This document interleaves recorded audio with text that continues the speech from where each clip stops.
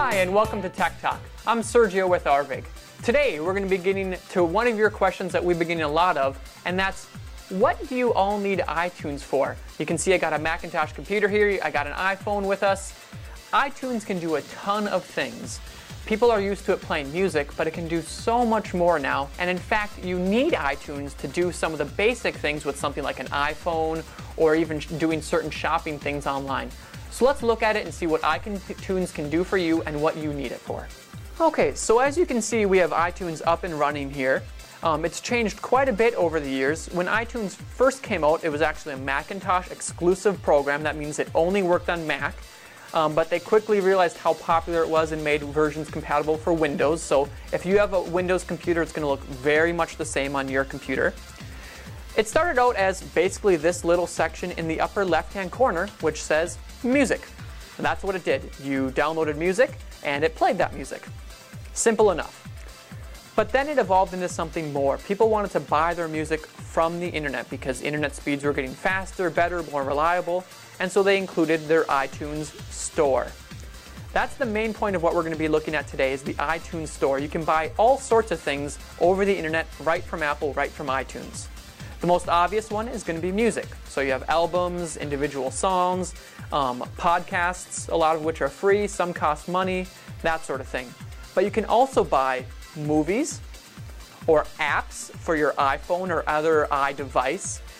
So apps are things like games, programs, websites have their own apps sometimes. All sorts of things run on apps on iPhones, iPods, etc.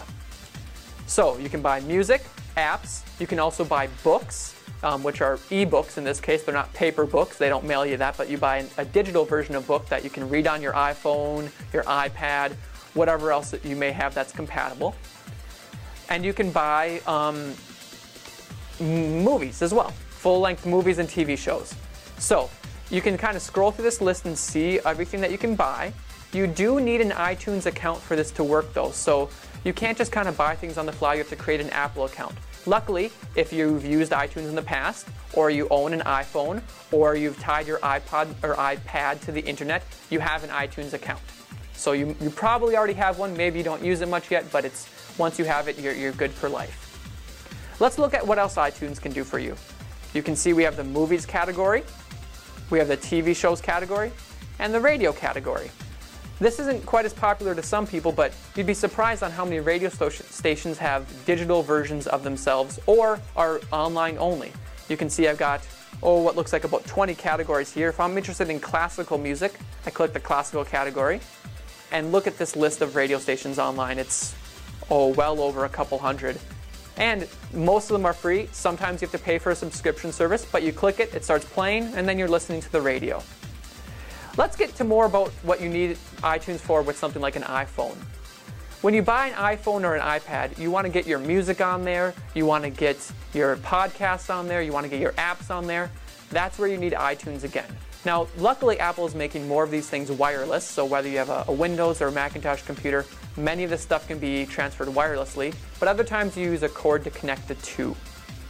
Once they're connected, your iPhone is going to synchronize with your iTunes account. So any music you have on iTunes, any videos, anything else are going to move from the computer to your iPhone.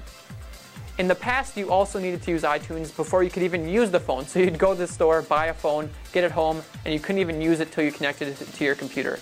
Now you don't need to do that, but I still recommend it because it's going to back up all your data.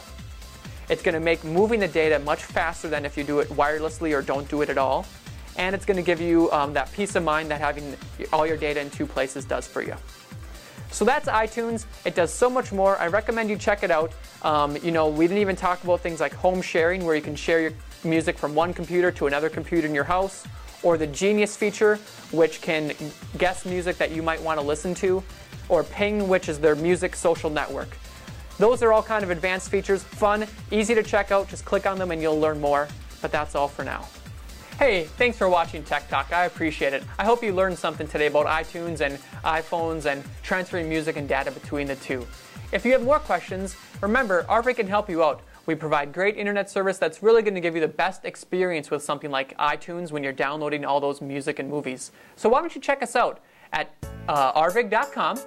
or one of our RVIG retail locations, or you can call 888-99-RVIG.